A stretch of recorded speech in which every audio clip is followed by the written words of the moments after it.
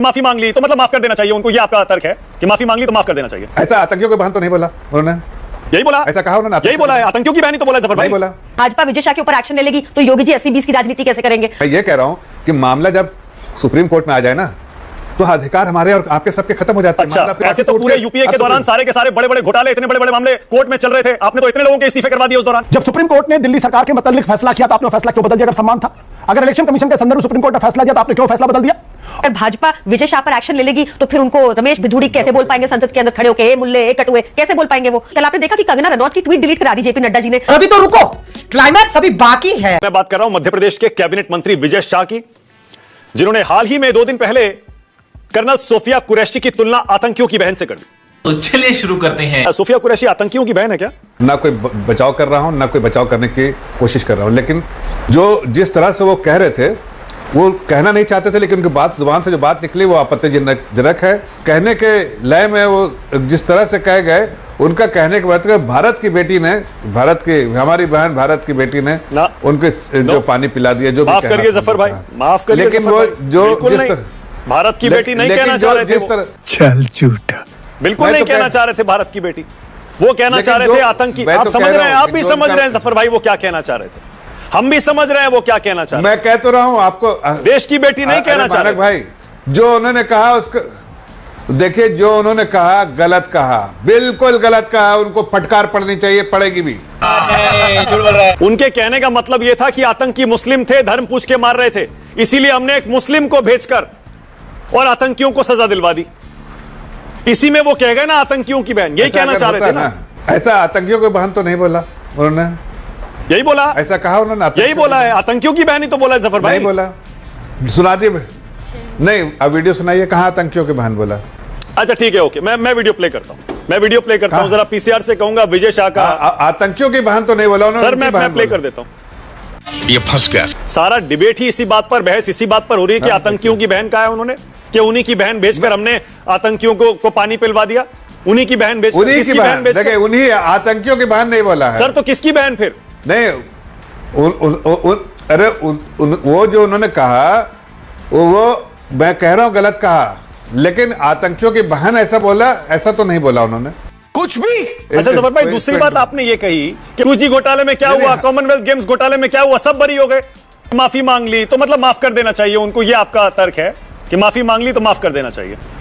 अरे मेरे भाई, मानक भाई, मैं ये कह रहा हूं कि मामला जब सुप्रीम कोर्ट में आ जाए ना तो अधिकार हमारे और आपके सबके खत्म हो जाते हैं। अच्छा, मामला फिर सुप्रीम कोर्ट में है। अच्छा, खाओ मां कसम। जफर भाई, इतने बड़े कैबिनेट मंत्री के लिए कोई लोक लज्जा, कोई मतलब नहीं है, मर्यादा कोई मतलब नहीं है, कुछ भी बोल सकते हैं किसी के खिलाफ, नैतिकता का कोई सवाल ही नहीं है ना उठता यहाँ मर्यादा, पर, सिर्फ कानूनी पहलू है, मतलब कोर्ट कहेगा तो देखेंगे, बिल्कुल वरना कोई उठता मतलब है। नहीं। चूंकि मामला भी कोर्ट में है तो अभी समन करने का या शो कॉज नोटिस देने का, डिसिप्लिनरी बॉडी को एक्शन इनिशिएट करने का कोई माने नहीं रखते। और अभी तो रुको, ऐसे तो पूरे यूपीए के दौरान सारे के सारे बड़े बड़े घोटाले, इतने बड़े बड़े मामले कोर्ट में चल रहे थे, आपने तो इतने लोगों के इस्तीफे करवा दिए उस दौरान, उनमें से बहुत सारे बरी हो गए, आपने सबके इस्तीफे करवा दिए, चुनाव हार गए लोग उस चक्कर में। सही पकड़े हैं। अरे भाई, मैं तो कह रहा हूं कि आज आप बोल रहे हैं कि सुप्रीम कोर्ट में मामला है, 19 तारीख को फिर से सुनवाई है। अब इसके बाद क्या आप चाहते हैं कि पहले हम उस पर कोई जजमेंट दे? सुप्रीम कोर्ट के पहले हम जजमेंट दें? अरे भाई वीडियो है जफर भाई, वीडियो है, उसमें हाई कोर्ट सुप्रीम कोर्ट क्या करेगा? नैतिकता का सवाल भी तो है। नहीं तो सुप्रीम कोर्ट को एक डिसीजन लेने दीजिए, जो डिसीजन लेगा सर आंखों पर। आप कुछ भी बोलो, ये नहीं सुनने वाला। आपने कहा कोर्ट का सम्मान करते, मैं 3 उदाहरण देना चाहता हूं। जब सुप्रीम कोर्ट ने दिल्ली सरकार के मतलब फैसला किया तो आपने वो फैसला क्यों बदल दिया? अगर सम्मान था, अगर इलेक्शन कमीशन के संदर्भ में सुप्रीम कोर्ट ने फैसला दिया तो आपने क्यों फैसला बदल दिया? और अब जब गवर्नेंस को लेके सुप्रीम कोर्ट ने फैसला दिया तो आपने 143 के तहत, अनप्रेसिडेंटेड है, आपने प्रेसिडेंशियल रेफरेंस के लिए क्यों आप आंख बंद करके उसको फैसले को मानते? बोले कि फैसला गलत भी हो सकता है, लेकिन हम सुप्रीम कोर्ट के फैसले को मानते हैं, चाहे वो दिल्ली सरकार का फैसला हो, चाहे इलेक्शन कमीशन के संदर्भ फैसला हो, चाहे गवर्नर की।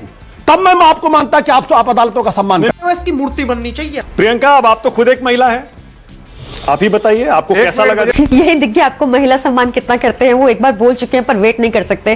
अगर भाजपा विजय शाह पर एक्शन ले लेगी तो फिर उनको रमेश भिधुड़ी कैसे बोल पाएंगे संसद के अंदर खड़े होके, ए मुल्ले ए कटुए, कैसे बोल पाएंगे वो? आग लगा दी, आग लगा दी, आग लगा दी। अगर भाजपा विजय शाह के ऊपर एक्शन ले लेगी तो योगी जी 80-20 की राजनीति कैसे करेंगे? अगर भाजपा विजय शाह के ऊपर एक्शन ले लेगी तो प्रधानमंत्री मोदी कैसे बोलेंगे तुम्हारी मुर्गी चोरी करके भाग जाएंगे, कि तुम्हारा बकरा चोरी करके भाग जाएंगे, बेटी चोरी करके भाग जाएंगे? यही नहीं, अभी और सुनिए। जितना मैं समझती हूँ कोई भी, कल आपने देखा कि कंगना रनौत की ट्वीट डिलीट करा दी जेपी नड्डा जी ने, तो कोई भी इनका नेता बिना सोचे समझे ये बयान नहीं दे सकता। और मुझे लगता है ऐसे बयान इसलिए दिए जा रहे हैं ताकि वापस से इंटरनली सारी जो इनकी राजनीति चलती है मारपीट की, सरकारें गिराने की, वो दोबारा उस पर फोकस आ जाए। तो कोई भी इनका नेता बिना सोचे समझे ये बयान नहीं दे सकता। और मुझे लगता है ऐसे बयान इसलिए दिए जा रहे हैं ताकि वापस से इंटरनली सारी जो इनकी राजनीति चलती है मारपीट की, सरकारें गिराने की, वो दोबारा उस पर फोकस आ जाए।